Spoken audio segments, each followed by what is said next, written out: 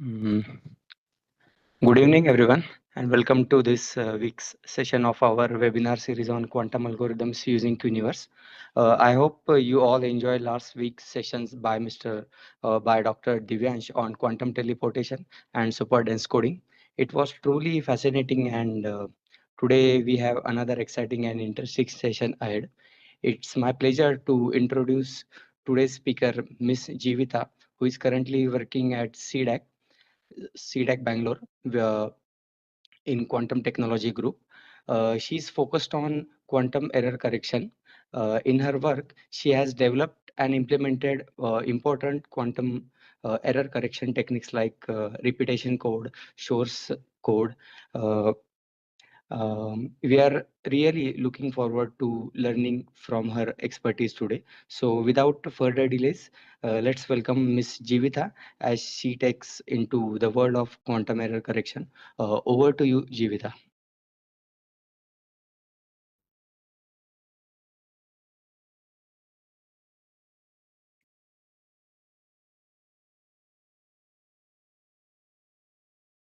Hello.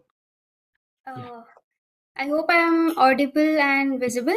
Yeah, you are audible and visible. Okay. Thank you for the introduction.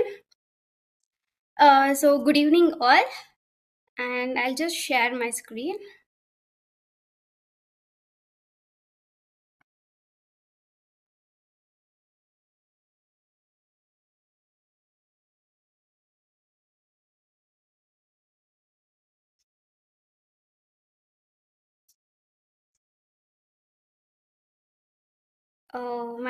My screen visible?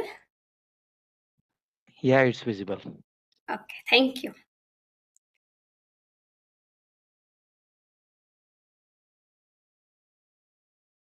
Okay, so once again, good evening, everyone. In today's session, I'm gonna talk about quantum error correction. So let's begin.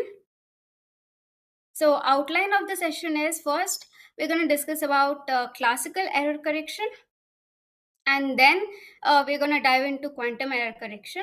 So in quantum error correction, we're going to discuss about two codes.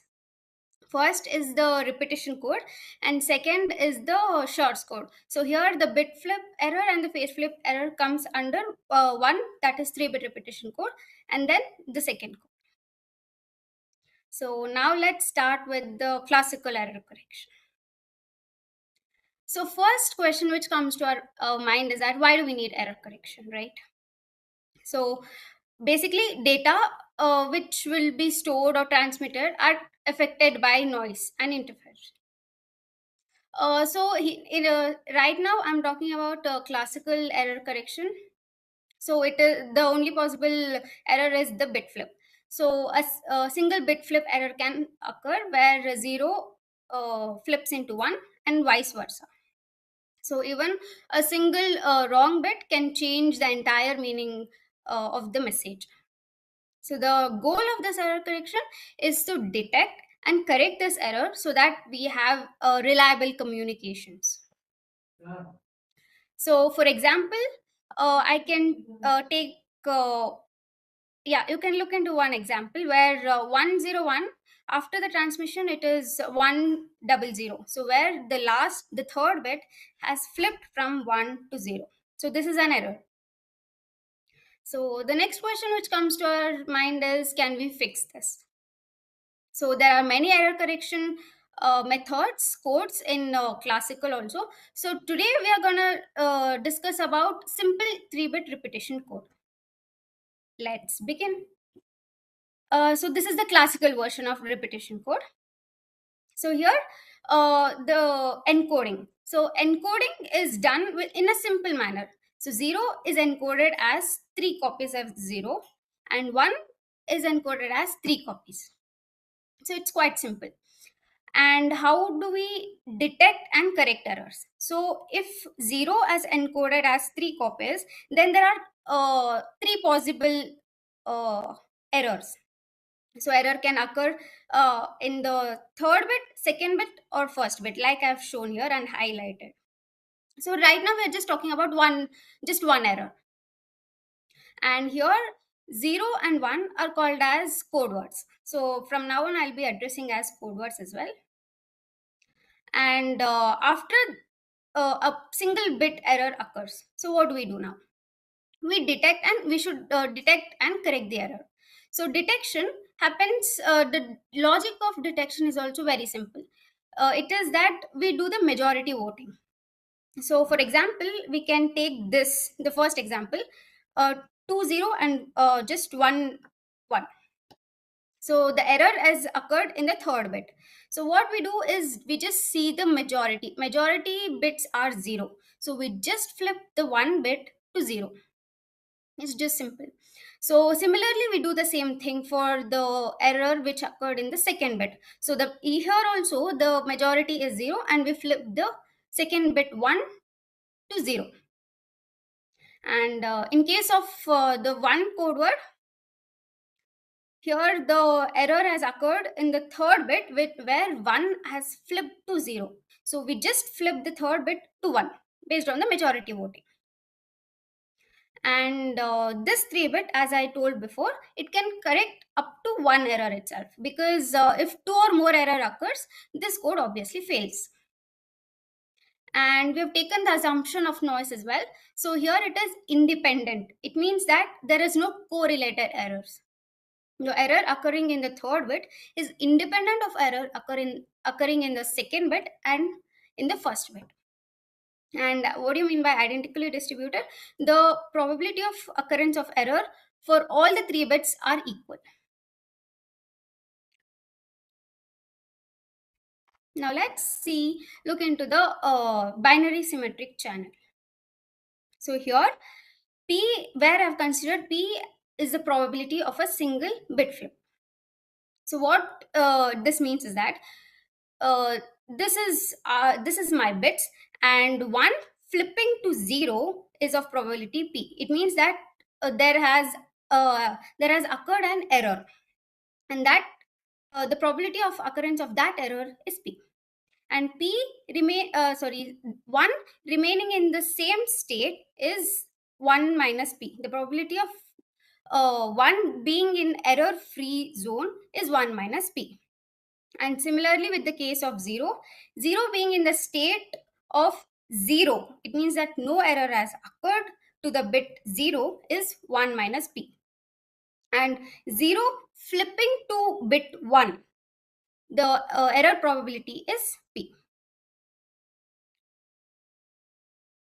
Now let's see the possible outcomes, the probabilities of different types of errors. So the probability of there hasn't occurred any error in any of the 3 bits. So we are currently looking at the 3 bit where we have copied 1 bit to 3. We have made a single 0 copies of 3. So in all the 3 bits, the error hasn't occurred. So the probability of that is 1 minus P, the whole cube. So we know that the probability of the state remaining in the same state is 1 minus P. So we have 3 bits. We have just multiplied 3 times, and we have. Now the error, the probability of error occurrence is only 1. Only 1 qubit the error has occurred. So that is P into 1 minus P the whole square, and we have 3 bits, so we have multiplied by 3. So this is the error probability of 1 bit, and the remaining 2 bits are in the same state. The error hasn't occurred. And for 2 errors, the probability is as shown here. In this case, this is the probability that 2 bits have error, and this is the probability of just 1 bit the error hasn't occurred in just 1 bit. And for the 3 error, it is the probability is PQ. So this is the error occurred the error occurred which all the error which has occurred in all the 3 qubits, that basically cause logical error. So it means that whatever the qubits we have, all the bits have flipped. So from 0, you can take an example of 3-bit repetition code. So here, basically, if this is the code word, and in this state, the all the 3 bits have the error has occurred, it means that this can flip to this code word. And the code words, this is called the logical error, and basically the logical error goes undetected. So we, whatever error correction code we look into, we try to reduce the logical error rate, because that goes undetectable. I hope you understood the probabilities. Now let's talk about the reliability of 3-bit repetition code.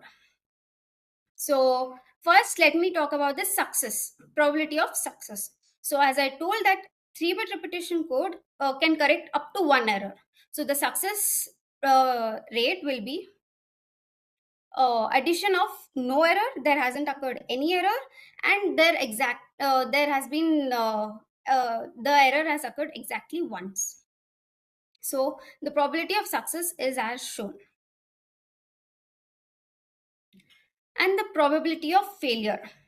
So as 3-bit repetition code fails if 2 or more error occurs. So we calculate 2 error and 3 errors. Since we have only 3 bits, so we consider 2 errors and 3 errors. Now let me take an example. Suppose p is equal to 0.1. It means that the probability of occurrence of error is 10%. So without 3-bit code or without any error correction code, the probability remains the same, because no error has been detected or corrected. There's no error correction code applied.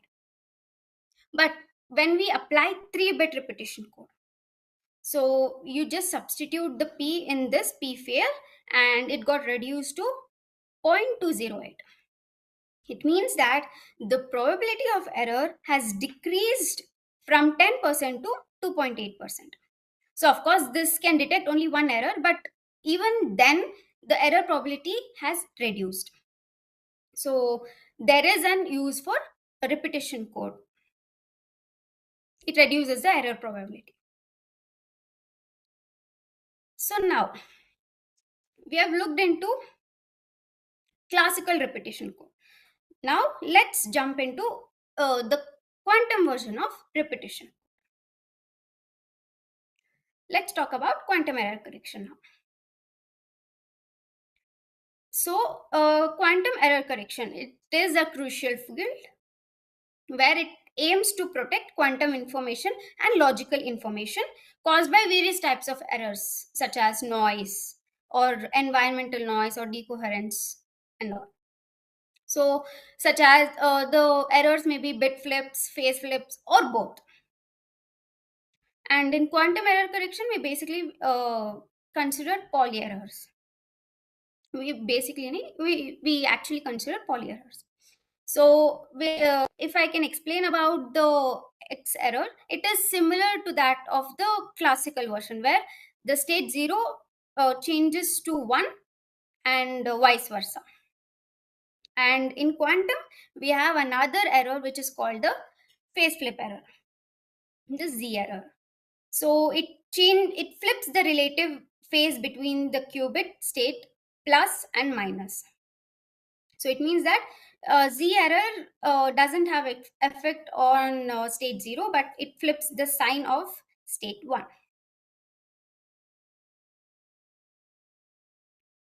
Now let's discuss about bit flip error. So bit flip error, in the bit flip error, so let's discuss how the encoding is done. So this is my logical qubit. This is the information, this contains the information which I want to protect. So what I do is, since we can't basically copy the information, copy the qubits because of no cloning theorem. So what we do is that we take 2 extra qubits. So these are the physical qubits, and we do the entanglement between them. between my logical qubit and between my two physical qubits. So here what is done is that after the entanglement, the information whichever the logical qubit carries, it is distributed among all these three.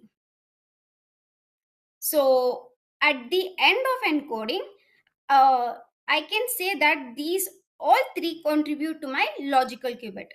I have only one logical qubit, which is composed of three physical qubits, as all these three qubits contain the information which I need.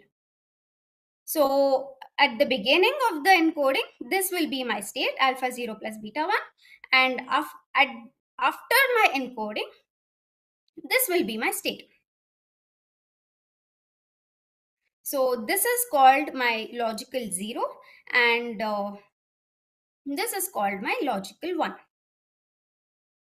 Similar to what we refer to as code words in classical bits.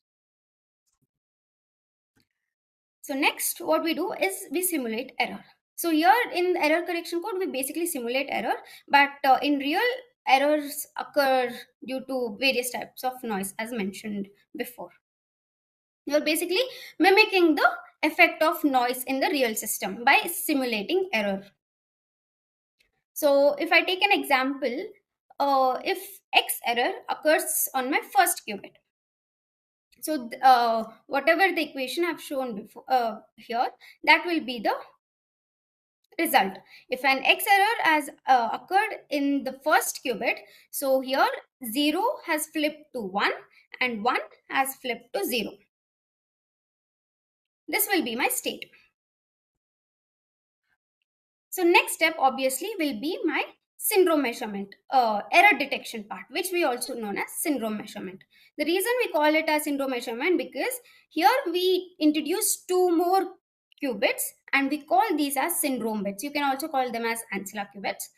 These two are my syndrome bits and we measure only these two bits. I'll explain the procedure, but I'm just telling why do we call it as syndrome measurement. We measure these two syndromes, so that's the reason we call it as syndrome measurement. So now in this, what we do is that I can give an example. So suppose an X error has occurred in my first qubit. So I have applied few C-naught gates. So based on this C-naught gates, this qubit will be of 1. Because their error has occurred, all this states will be, I'm initializing it to 0. And all the syndrome bits also should be initialized to 0. So this will be 1. And since there hasn't occurred any error, this will be 0. And this will be 0. So I'll tell you how I got this measurement. So what I do is, I do the parity check between these two C-naught gates.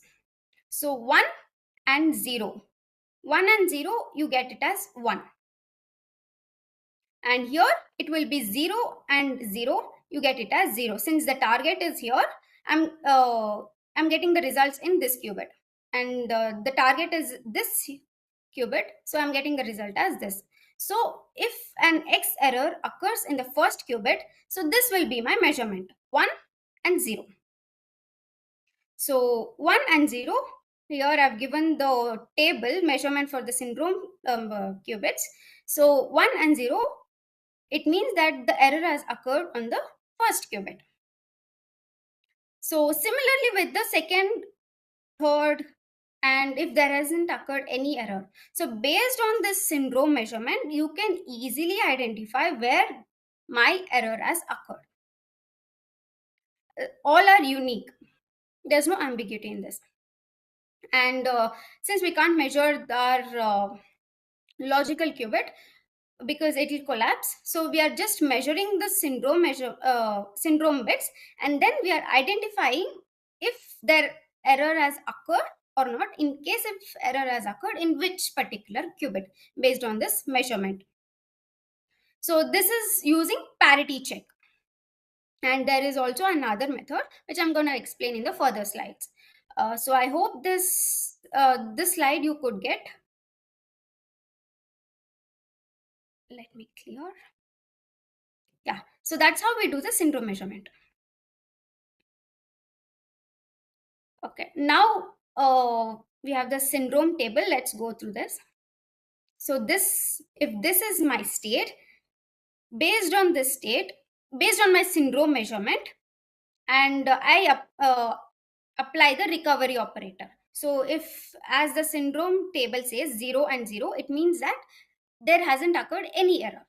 So recovery operator, I just apply identity or I don't apply anything. So if the syndrome measurement is 1 and 0, it means that an error has occurred in the first qubit. This is the set. You can just see the bit flip here. 0 to 1 and 1 to 0. So what I do for the recovery is that I apply X gate on my first qubit only. So when you apply this, you get back your error-free qubit. And if the syndrome measurement says 1 and 1, it means that an error has occurred in the second qubit. So you apply X gate to the second, and then you get an error free. So similarly with the third qubit, if the syndrome measures 0 and 1, you get an it means that error has occurred in the third qubit, and you apply X gate, and along with that you get the error free logical qubit. So based on this measurement of the syndrome bits, you identify where the error has occurred, and then you do the operation. Once you do the recovery, you get back to the error free logical qubit. Okay, so now let's dive into a small concept called stabilizer code, which is needed for further slides. So here n represents number of physical qubits and k represents number of logical qubits. So consider S. S is basically a stabilizer group. S is the stabilizer group, which is a subgroup in the group of Pauli matrices. And S contains n minus k elements which all commute with each other. So whatever elements the stabilizer group contains, they all commute with each other. And here minus identity is excluded to maintain positive eigenvalue. So if we define a vector space, so vector space are stabilized by S. S means the stabilizer group. So if I take a state psi, assume the state psi, and you multiply it with G. G is basically a stabilizer. So G belongs to the stabilizer group. It means that G is a stabilizer. We call them as stabilizer. So when we multiply G with the state, you can see that the state remains the same. It means that the stabilizer doesn't affect the state if it is error free. So it doesn't disturb the logical qubit at all. So if the state psi has an error in it, G helps, the stabilizer helps to detect the error in the state.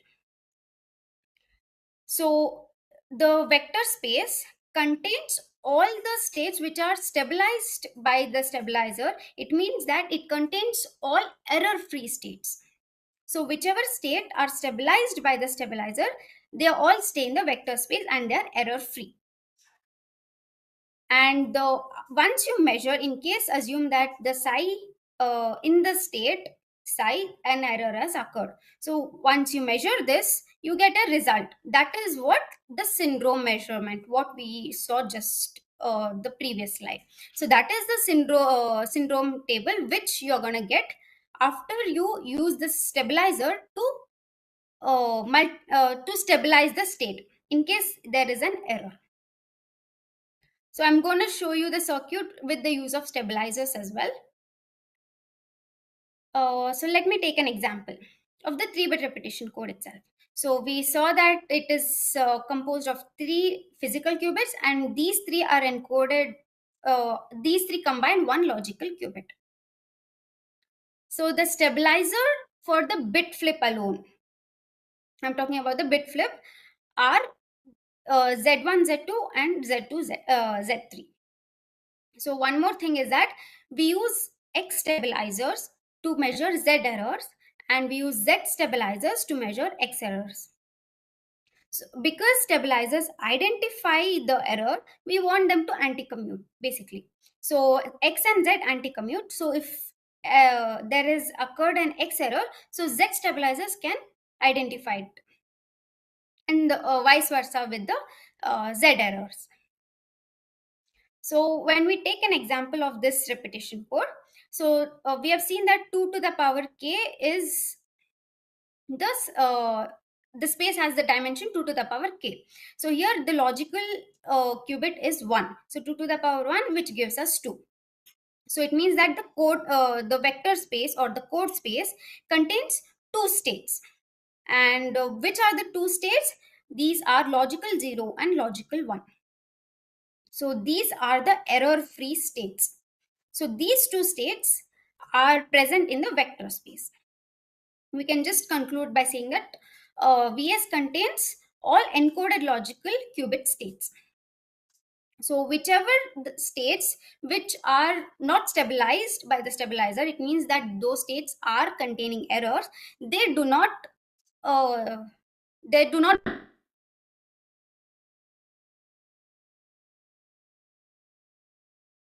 you all understood the stabilizer part.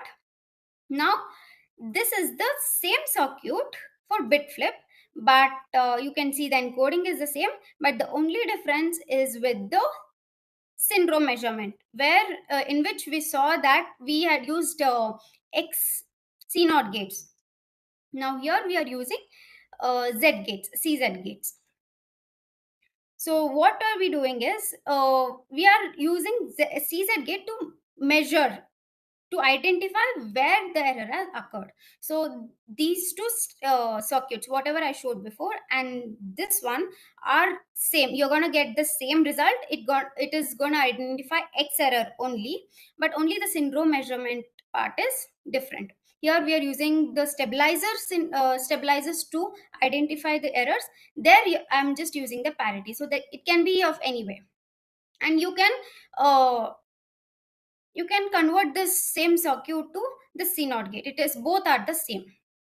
So we are basically using ZZI and IZZ to identify the errors. So basically Z1, Z2, these two belong to 1, as I told, Z1, Z2, and Z2, Z3, these belong to 1. And since we are not applying any gate to the third qubit, we are assuming it as identity. I mean, we are taking it as identity. So here Z and Z checks the parity between these two qubits. However, I showed earlier the parity check. Here Z and Z checks the parity. So I can take an example.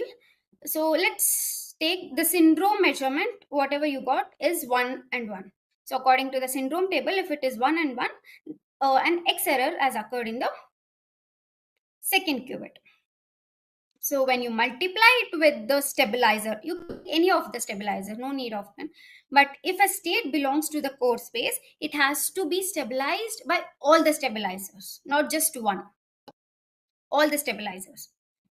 So if you take an example of this, and when you multiply this state, which is error, which has error, and when you multiply with this stabilizer, they both anti-commute. So when they anti-commute, that's how we get to know that the state has error in it. Now let's look into the phase flip error. So the phase flip error it is almost, the encoding is almost similar to the bit flip, but what we are adding is, what we are doing extra is that we are adding Hadamard gates to all these 3 qubits. So until here it is the same as the encoding of the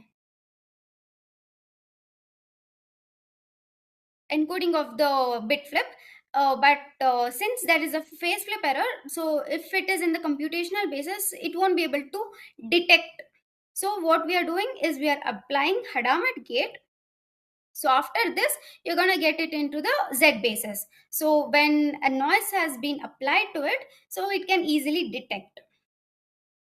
So at the beginning, alpha 0 plus beta 1, and we apply 2 C naughts to entangle with these 2 qubits. So we are taking again 2 physical qubits, and this is our logical qubit. And after the encoding, all the 3 combined becomes our 1 logical qubit composed of 3 physical qubits.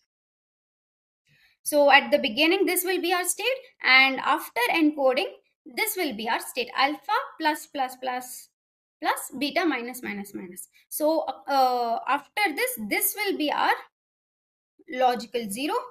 Logical 0 will be represented as this, and logical 1 will be represented as this.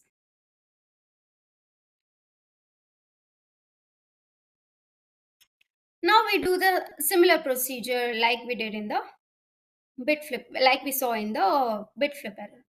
So here we simulate error again. We are mimicking the real noise. So when we consider that there has been an Z error in the first qubit, so this will be our state. You can see that here plus has flipped to minus, and here minus has flipped to plus. And since this is in this plus and minus basis, because we have applied Hadamard gate in the encoding section.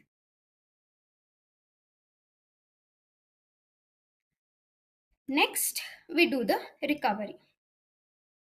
So recovery operation, you can say that the syndrome measurement is same as what we saw in the bit flip. But before the syndrome measurement, we are applying Hadamard gate. Just remember that when we did the encoding, it was in plus and minus basis, Z basis, right? So if we are applying C0 gates, it won't be able to detect the error. So what we are doing is we apply Hadamard gate again to convert from Z basis to computational basis. So that in that way, this will be similar to the Z syndrome measurement, whatever we did. So this, after applying Hadamard gate, this will be in computational basis, and when we apply the C0 gates, this will be able to detect the error, where exactly error has occurred based on this table. So this table is same like we saw in the bit flip error. 0 0 means there hasn't occurred any error. 0 1 means error has occurred on the third qubit. 1 0 means error has occurred on the first qubit, and 1 1, it means that error has occurred on the second qubit. So the reason it is 1 1, because there are 2 C naughts which has the control on the second qubit and target as in the first qubit as well as in the second qubit. And after error detection, we apply Hadamard gate as we are converting back to the Z basis, because we have to do the recovery, right? Where after the syndrome measurement, so we apply Hadamard gate, and then according to the syndrome measurement, we apply the Z gate to recover from the error. We apply Z gate to the state.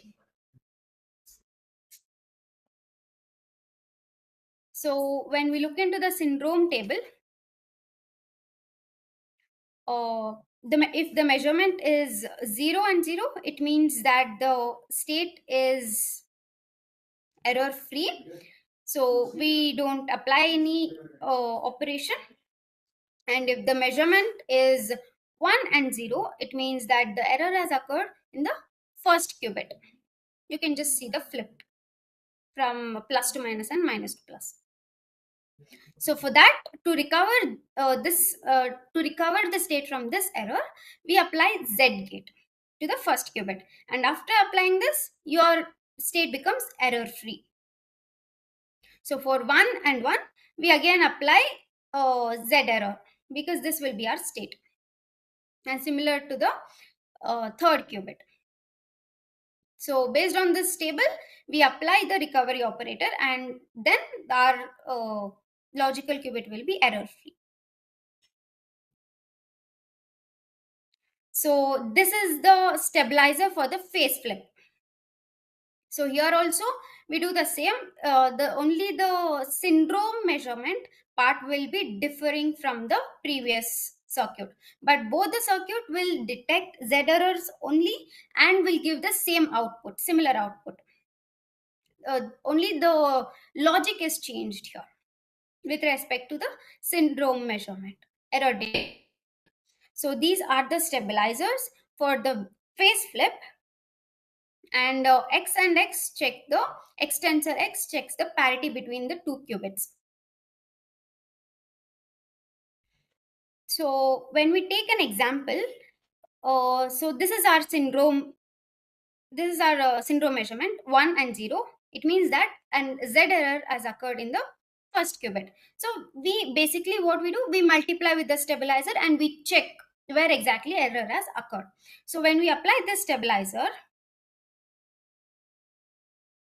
they both commute.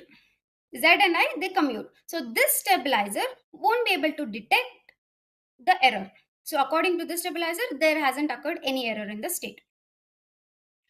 But as I told, that when a state belongs to the vector space, it means that it has to commute with all the stabilizers, not just one. There might be few exceptions like we saw here. So when we so when we take the second stabilizer, when we multiply with the second stabilizer, then they both anti-commute. So this stabilizer helps to detect the error. So that was all about 3-bit repetition code, about bit flip and phase flip error with respect to 3-bit repetition code. So next, let's go get into shorts code.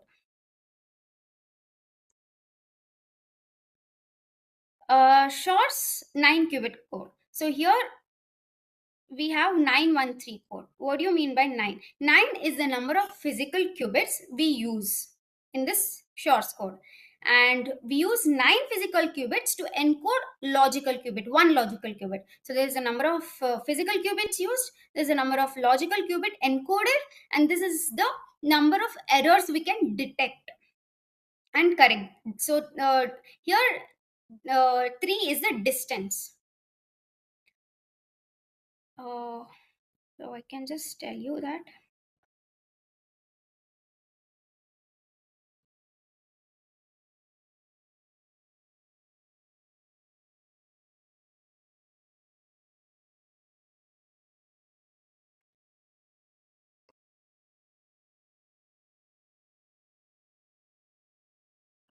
Okay, so this is basically the formula we use. So this is a formula used to check how many errors can be corrected, and this is the formula used how many errors can be detected. So when here d is 3, it means that d minus 1 is 2 by 2 is equals to 1. So in this case, when d is equals to 3, the answer will be 1. So it will be able to detect only one error. Detect and correct.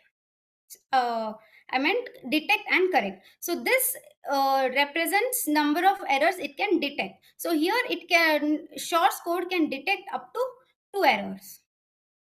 This can detect up to 2 errors if d is equals to 3, and it can correct up to only one error.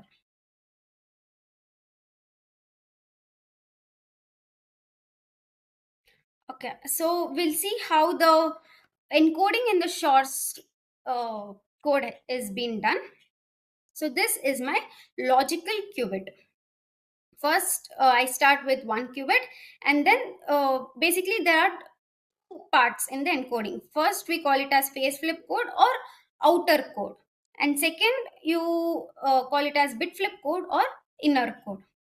So the phase flip code is used for the encoding of the phase one, and the bit flip code is used to encode for the bit flip errors. So since Shor's code can correct any error, any poly error, it means X, Y, or Z. Only one error. So X, Y, or Z. So this is for the phase flip, and this is for the bit flip. So how it is done is that, so first we start with 0, and then we do the phase flip encoding where we convert 0 to plus, and then we do the bit flip encoding where each 0, as plus is nothing but 0 plus 1 by root 2, each 0 state in that will be encoded as 3 other qubits. So I can just tell you here.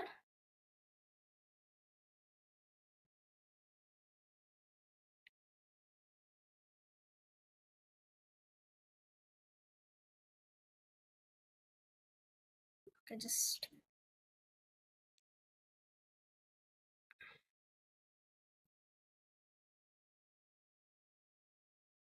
so here plus is nothing but 0 plus 1 by root 2.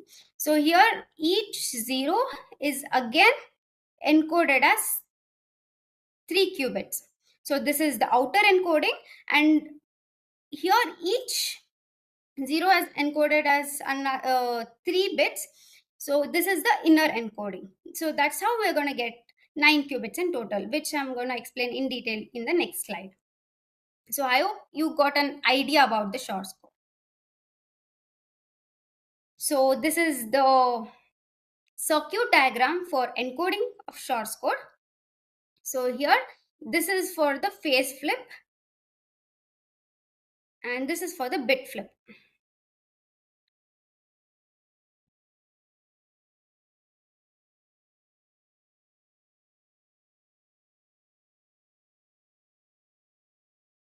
Oh, I'm sorry for my drawing skills and writing.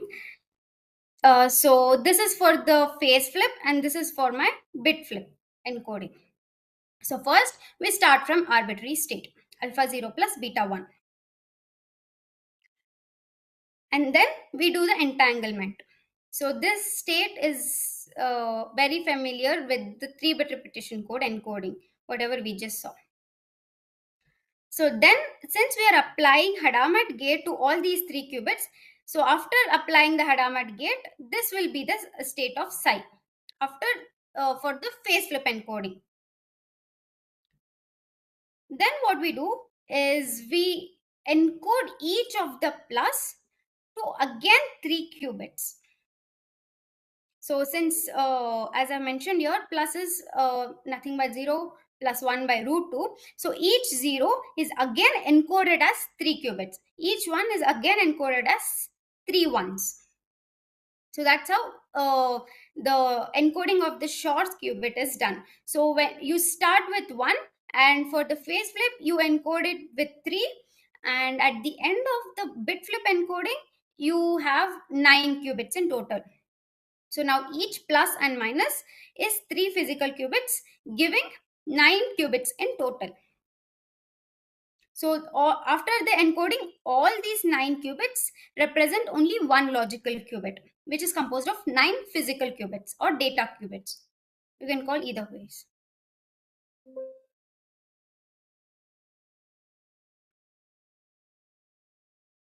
So at the end, this will be the logical 0 and logical 1.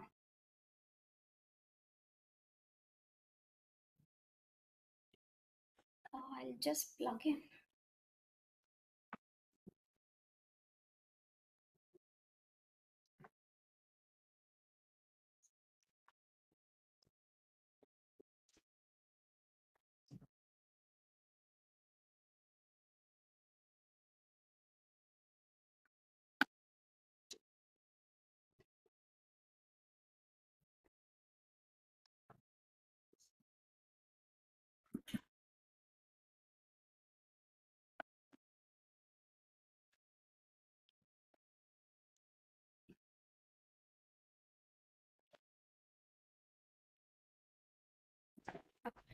Sorry for the disturbance.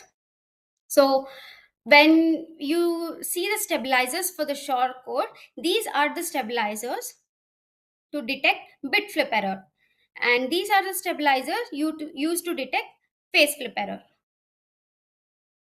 And this is the syndrome table we are using to detect and correct errors.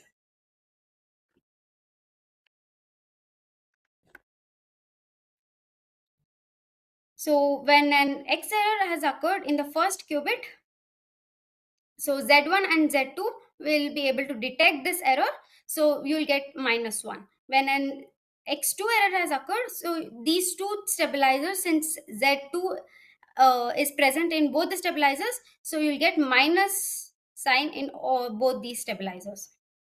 Similarly with other cases. And for the phase flip error,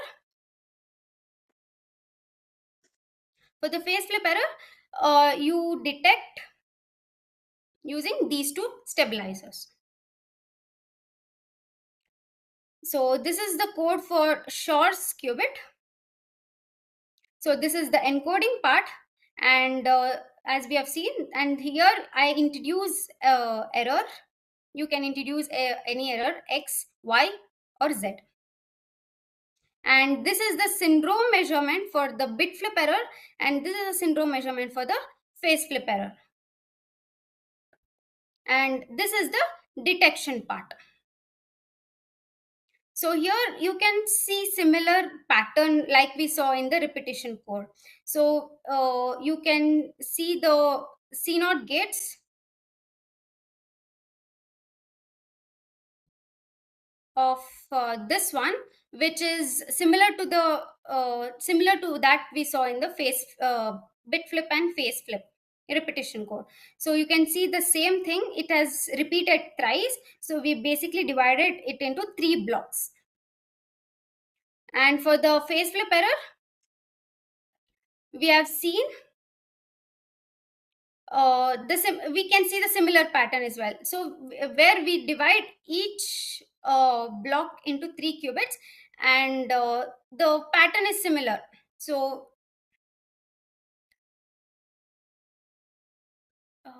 I can explain that.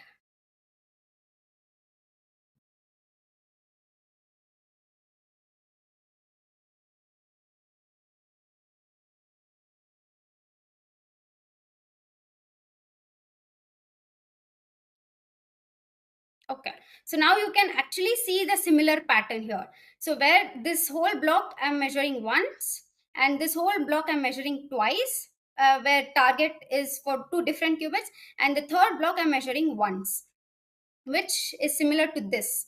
So you can say that Shor's code is a extension of repetition code.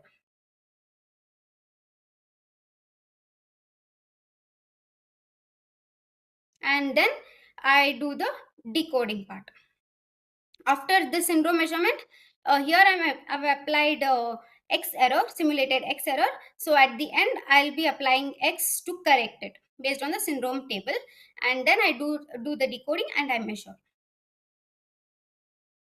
So that was all about today's session about quantum error correction, where we looked into classical error correction and 3-bit repetition code and Shor's 9 qubit.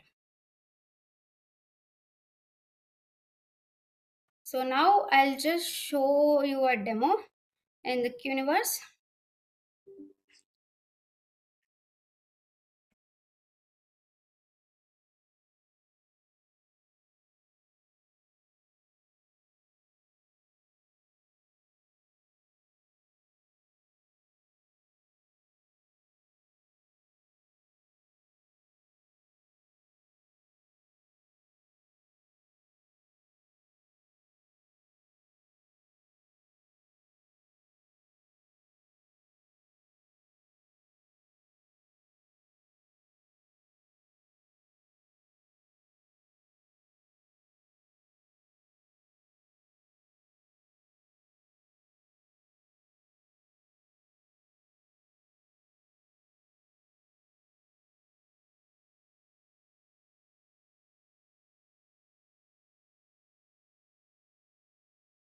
Hello. Hello. Jivvita.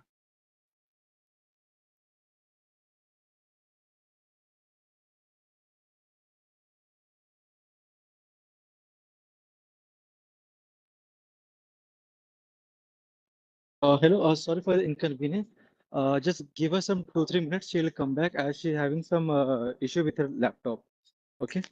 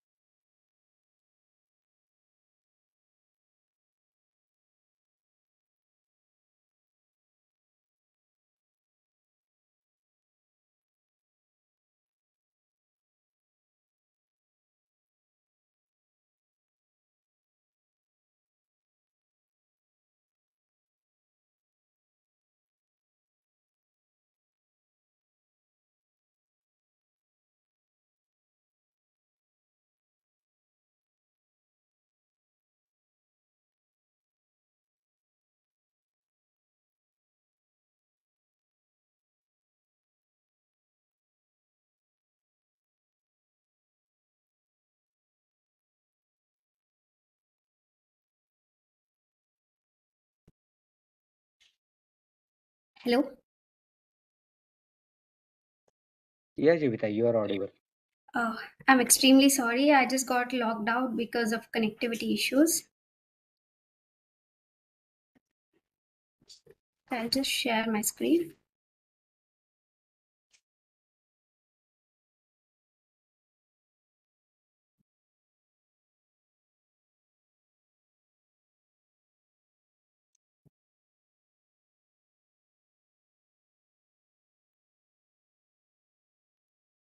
Okay. Is my screen visible?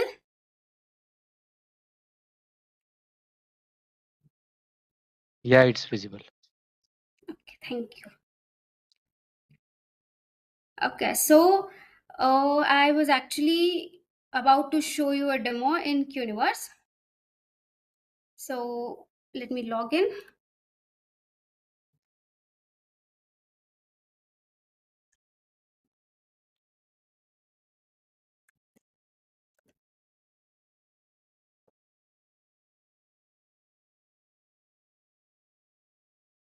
So once we log in, we have algorithm section where we have all the algorithms. So let me search for repetition code. So here in the input section, we have bit flip, phase flip, and random flip. So you can select any of these three options, and you can select in which qubit you want to introduce the error. in Q0, Q1 or Q2. And you load the circuit. So this will be the circuit where this part is what we saw as the encoding part, and here is the error introduced, and this is the syndrome measurement. And you measure only the syndrome bits. Based on the syndrome measurement, you apply the error.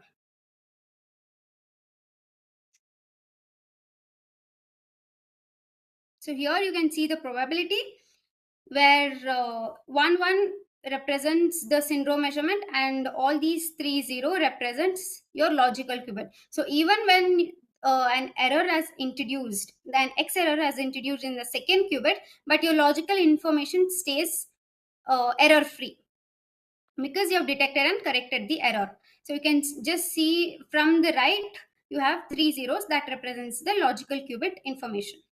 So it is error free. And you can run.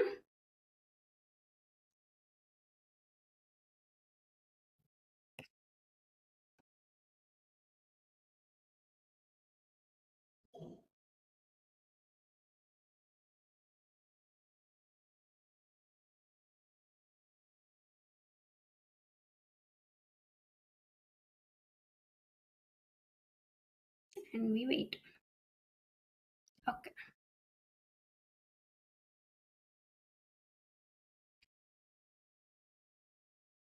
So once it has completed, so the probability of 1 1, the result which you get is the measurement of the syndrome, because since you're measuring only the syndromes, so you get the result as 1 1, which means that we can see that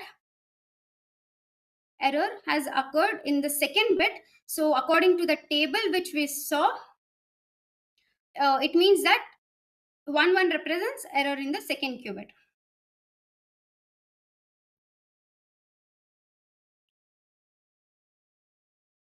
So similarly, you can try out other errors as well. So I can just show you one more error, which is a random flip. Random flip, it is just random. You don't know where exactly error has occurred. So you can't choose the qubit also to introduce because it is random. And we load the circuit. So since this is random, means it can an X error or Z error can occur.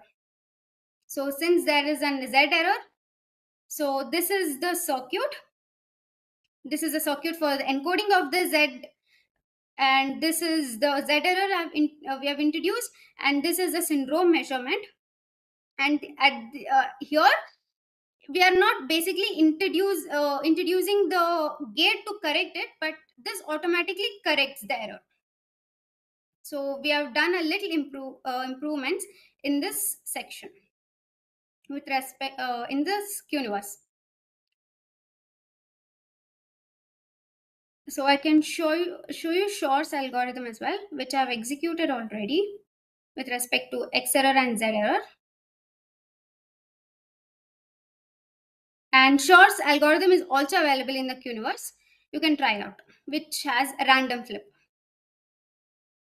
So this will be the Shor's algorithm for the X errors in the specified constraint. We have to introduce the error. If I can minimize it, yeah. So as I've shown you, this is the syndrome measurement as I've explained in the slide for the bit flip, and this is for the phase flip. And this is the decoding part, and this is the measurement part. So when I have to explain it, sorry.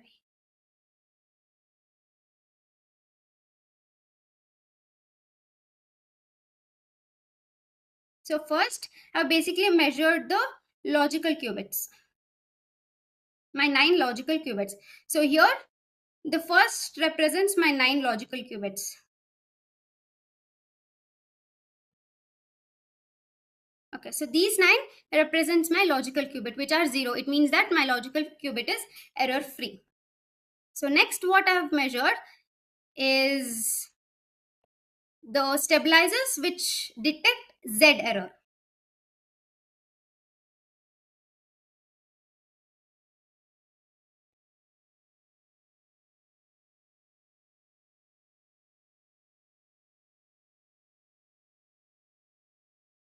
So Z error, since there hasn't occurred any Z error, so these two qubit remains 0.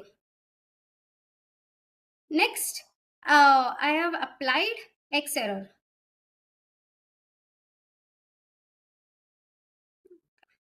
So I have applied X error in the 8th qubit. So as I've explained you that there is a block of 3. So this is one block, this is one block, and this is one block. So in the third block, I've introduced an error in the second bit. So basically, you can take it as a version of repetition code. So I've basically applied repetition code 3 times.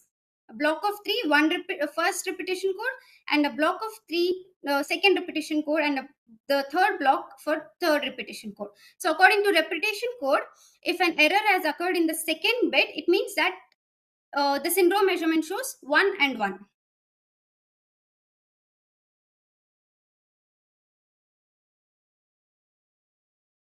Yeah.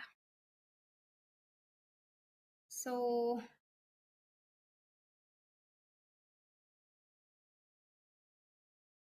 here you get it as 1 and 1. And we have used 6 qubits for measuring the X error, and 2 qubits to measure the Z error. So we have introduced only one error in the 7th qubit. So this represents 1 and 1. And the remaining qubits represent 0, as there hasn't occurred any error. So this was the demo for 3-bit repetition code and shorts code. I hope you all understood, and you can try it out. There are algorithms with different errors, and yeah. So that was all for today's quantum error correction. If any questions, please let me know.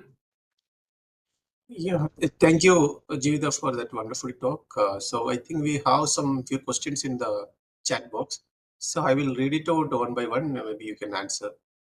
So the first question is from Ranjan Balajain. He's asking, what are the characteristics of G stabilizer function and how to design it? Okay, so actually, basically stabilizer code, you design it based on the error correction code you design. So you can take an example for 3-bit repetition code. We have different stabilizers. So whatever the error correction code you design, you can design it on your own. So based on the errors, whichever error you want to introduce in your in your error correction code, based on that you have to design the stabilizers in such a way that the stabilizers are able to detect the error in your qubits, whichever qubit you encode. So for the 3-bit repetition code, you can just take Z1 and Z1, Z2, and Z2, Z3. So 2 stabilizers will be able to detect errors in all the 3 qubits. So And based on the code, you will be able to you can design your own stabilizers. he's also asking how many maximum errors can be detected by the existing methods. Maximum arrays, I didn't actually get that point. How many Maximum maximum arrays? errors? It's errors. Okay. How many maximum errors? It depends. Again, it depends on the code. So 3-bit repetition code can detect only one error, and shorts it increased to 2 errors. So you can take a surface code which is now in the current uh, booming. It can detect more errors. So it also depends on the code. And if you increase the distance, as I mentioned, increase the distance, then your error correction code will be detectable and will be able to correct more and more errors.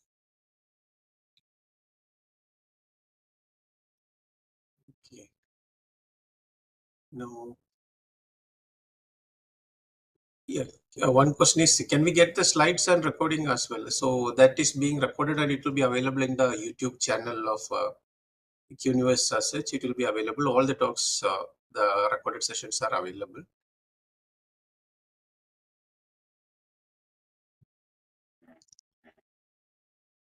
Naresh, is there anything I am missing out? Any questions you are? One question is that here the question asked is that do we have an error checksum concept here as well? Can you repeat the question, sir? Error checksum concepts are there in quantum error corrections? As of my knowledge, there hasn't. I have not noted it, but there is parity check, which I explained it. Error checksum might be there. I have not. I don't have much knowledge about that. So that is basically in the classical, which we can find checksum and all. Yeah, So maybe, parity check we yeah, have. maybe Hari, if you can put some light onto it. Hari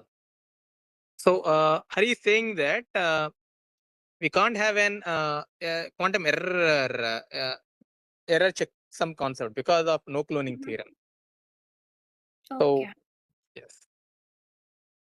And how to decide the number of physical qubits to be taken, Jivvita? So how to decide how many? The number of physical qubits to be taken for doing the error corrections. Okay, so basically that also depends on your code also. So for the repetition code, you take 3 physical qubits only, and for Shor's code, you take 9 physical qubits, and you can there's another code called perfect code, which takes 5 physical qubits. So it depends on the logic you want to implement in your error correction code. Based upon that, you can take the number of physical qubits. You can increase or decrease. So it would be better, less number of physical qubits would be better. Jivvita, I think Hari Krishna, he is asking that how you can say that Shor's algorithm has an speed up. I think maybe he misunderstood that Shor's error correction is similar to Shor's algorithm. Okay, Yes. this is error correction. So error correction is different to Shor's algorithm. So Shor's algorithm have an exponential speed up compared to the classical algorithm. So Yes. can you throw some light on Shor's error correction? Can we say any speed up for the error corrections? Speed up, I wouldn't say speed up, but compared to the repetition code, Shor's can correct even Y error, which repetition code was unable to correct. It was able to correct only X and Z error. So Shor's algorithm could correct X, Y, and Z error. But when compared to other error correction codes, which we have right now, such as Steen code, perfect qubit code, it can correct more errors with only less number of qubits. So yeah, Shor's kind of use a larger number of physical qubits to correct it, but these are just the basic error correction codes that we have to understand it. But there are much better and robust error correction codes as well, so we can look into that. Yeah. One more thing, Vijay. Actually, Vikas has actually replied for error checksum concept. So Okay. what he is saying is that quantum checksum as a set of syndrome bits can be obtained from stabilizer measurements. So that is what his answer for error checksum concept. Okay. Yeah, quantum error checksum. Okay. Jivvita, I have one more question from my side. Yes, sir. So people generally talk about presently they're talking about physical qubits and logical qubits, right? So generally, what is the order? Like for how many physical qubits we'll have some order of logical qubits? Can you just throw some light on that? Sir, so basically, physical qubit, you can have a minimum of 2 physical qubits to encode 1 logical qubit. You can have 3 physical qubits to encode 1 logical qubit. So when you encode, when you take an example of two physical qubits which you can encode into one logical qubit, that can only tell you that if an error has occurred or not. But when you include three physical qubits to encode one logical qubit, it can able to detect the errors. So number of physical qubits also is important. To decide the number of physical qubits is also important when you are creating your own error correction code. Yeah, I would like to interrupt. Somebody is asking what's the difference between physical qubit and logical qubit. Maybe that also you can Yeah. explain. Okay. So logical qubit is where our information is confined, and the physical qubits are the things which we take it from state 0, which doesn't have any information. So we have logical qubit which is carrying our data, which the information which we want to protect it. So physical qubits are just, we are adding a qubit from the state 0. These are, you can say it as helper qubits, which are helping to store our information, protect our information.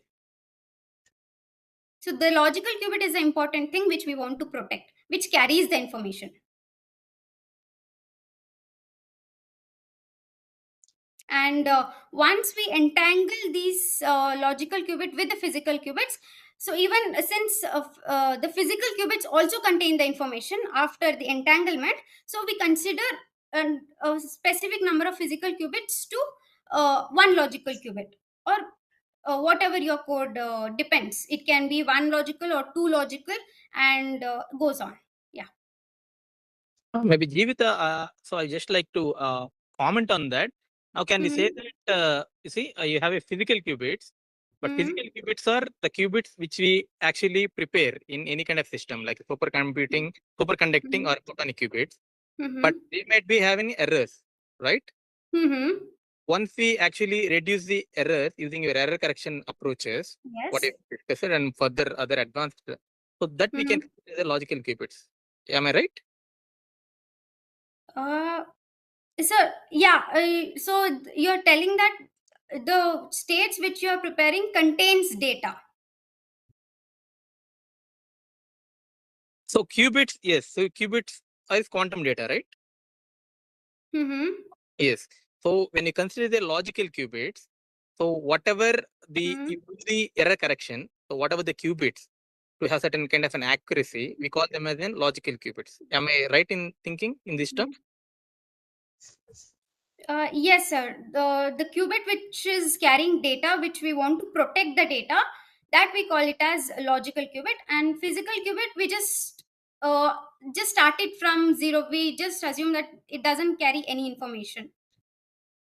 So put it in a simple words, it is like the effective qubits available for the user to work on. Yes, yes. Yes.